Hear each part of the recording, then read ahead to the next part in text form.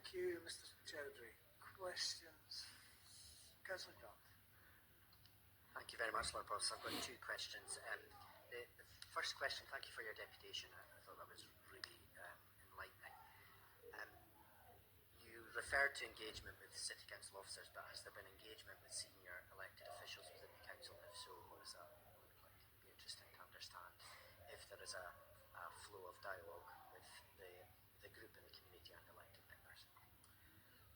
I probably email every elected member once a quarter. I'm sure they can all clarify that. We would have all received an email today.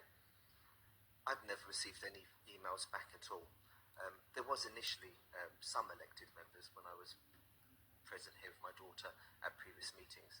And, Councillor Simon has generally been quite helpful, and there have been other, because they himself has replied to some emails. But no senior figures, no cabinet members from within the council, if that's the right term here in Scotland, I'm not sure, have ever responded to my emails or tried to even look into responding to the very many questions I've been asking.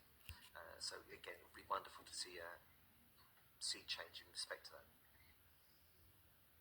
Thank you, Lord Provost. I've just got one more question, and I would dare to try and get you to ask a question in a way that I would hope, because I think you'll be perfectly honest with this.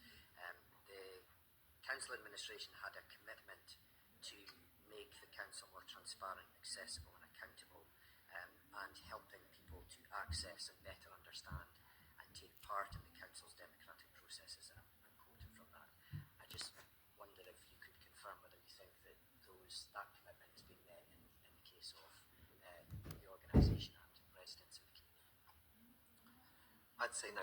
Literally everything that I've learned about your council and how it operates in Scotland has been done myself through asking questions rather than anybody actually providing any guidance. So the strange thing for me is that there's a community here, there's another group, Tory Community RAAC campaign group.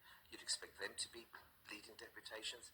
I'm not 100% sure they're aware of council process, or many other members of the community that obviously would love to have their say.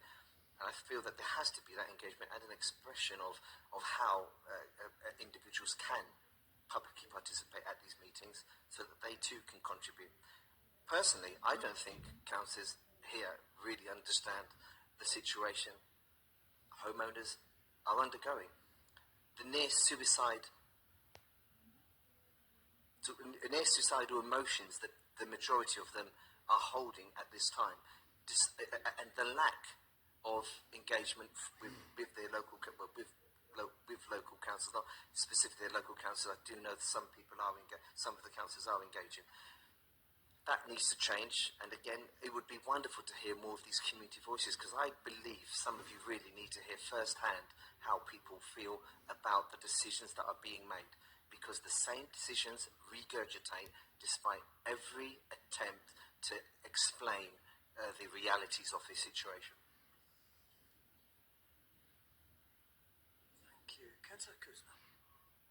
Thank you very much, Lord Provost, and good to see you, Mr. Chowdhry. I think we all agree on this side of the chamber about if we're going to be demolishing homes, we should be demolishing lives as well. We propose giving people market value before knowledge of RAAC, so pre-knowledge. Do you think that's one way of taking things forward?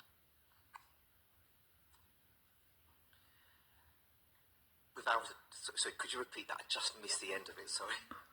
Certainly, I guess we'd said that obviously we're looking at market value now, which takes into consideration any decline and fall of value, which would come through anyway, but also the impact of RAAC. We said that we think we should be looking at a value pre-knowledge of RAAC as a way of trying to give people a fuller value to allow them to go on and rebuild their lives. I think that's the point I've made in every single deputation I've made in this council. I think this is now my 5th deputation. I've been here for over a year. I mean, I feel very much like your furniture. I'm 51 years old. I feel old and used, if I'm honest. But the important thing is, yes, without a pre-RAAC declaration, you are not going to get the voluntary agreements passed through with the local community. So you do have another option. There's only one other real true option, and that's providing some assistance towards the repair of these roofs. Now, I have discussed grants, I've discussed loan phones, I've discussed misshare. Every time I reiterate these in private emails and private letters to Stephen Booth, for instance, I don't actually get a response on it. To reveal more detail, I think, even yesterday when I spoke with Eleanor Shepherd and Stephen Booth, I brought up an ongoing issue that I've emailed about on several occasions and been unable to get a response to. I was told in the first private meeting I had with Stephen Booth that it was possible for homeowners who lived in a block without any council buildings attached to, in essence, apply for, well, to repair their roofs, because of course there wouldn't be a council interest in the block, potentially, but also at that point there could be a personal or a specific application for funding for roofs for that block itself. Every time I ask for which blocks this might be able to be conducted within, I am being blocked. Several times, simply I received no response, and I've got evidence of that. Even complaints I've submitted to the council, those complaints then don't even get through to conclusion, and I have evidence of that. I mean, the mishaps in this council, I've never come across. I'm a campaigner. I've campaigned internationally. I've met 5 prime ministers of the UK. I've met 2 Australian prime ministers. I've met 2 Canadian prime ministers. I've spoken parliaments across the globe. The Dutch Parliament, the Canadian Parliament, the UK Parliament. I've never come across a political mess like the situation in this council, and the attempts to thwart justice or to prevent information that might be valuable to these homeowners it is now ludicrous beyond belief. So yesterday I was told that because of data protection, and it was never clearly explained why data protection comes into this, when I'm asking for which blocks, not any particular, yes, there'll be numbers of homes, I'm not asking for the names of the owners, etc., or any personal details, but I was told that I could not be informed about the blocks that this potential solution could impact upon. And I'd like somebody, at least today, to clarify what that means, because the mind boggles when you think about how that could be negative or impact on somebody's GDPR situation. But this council probably will find a way to engineer a response, I'm sure. Mr. Malik. Thank you very much, Dr. Provost, and thank you very much, Mr. Chowdhry, for your presentation and deputation. I think you already answered the last question. I was going to just ask in relation to, you started that homeowners are refusing to engage with City Council. So, what other options are available for you to find the solution?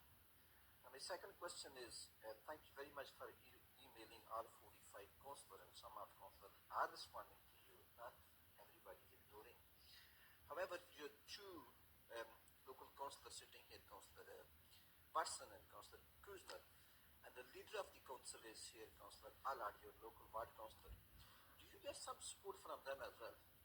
And you think that the co-leader can help you to find a solution if you are refusing to engage with our officers? So in the early phase of the campaign for Definite, I was communicating with several councillors, Simon, Michael Kuzner, Councillor Allard. We have conversations before meetings. I don't think Councillor Allard has ever sent me an email, I'll be honest, and he would be one of the regular receivers of my emails. I said, there's one gone out to every single one of you this morning, and that would have also gone to many of the council officers that I've been dealing with on a regular basis. Regarding solutions, you've got options that have been put forward by Tory Community RAAC campaign group. Although for me it seems like a feasible option, I know that the council red tape is going to block it at some point in time, because it's not going to meet equitable standards, and it's not going to meet standards for retrofit or environmental. So it would take a council decision outside the norm, could be possible, and again I'd support it.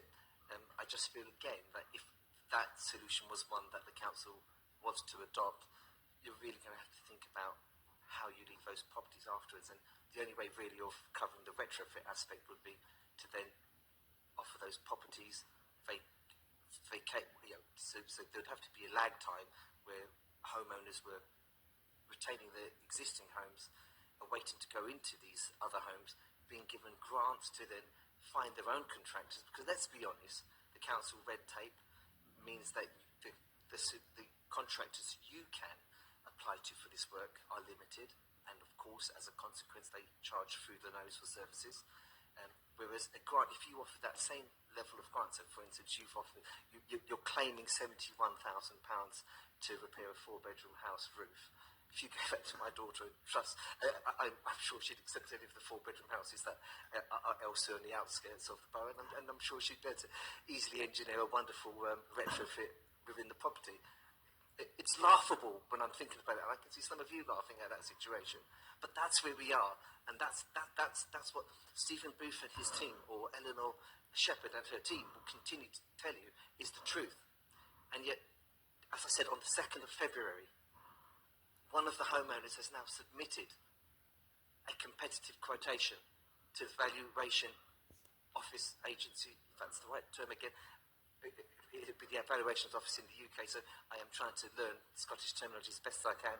And it would be interesting to see what their response will be, because homeowners were distraught when Stephen Booth produced these figures. I mean, that 71,000 figure, my daughter almost wept.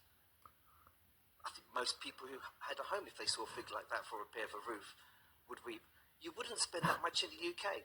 And yet council after council in Scotland haven't spent anywhere near that figure either. If you look at West Lothian, they're spending figures around 25,000. Perhaps you're looking at the wrong contractor. What strikes me as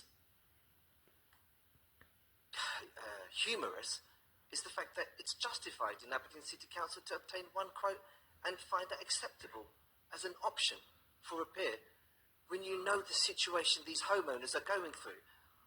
And it doesn't matter how many times I say this same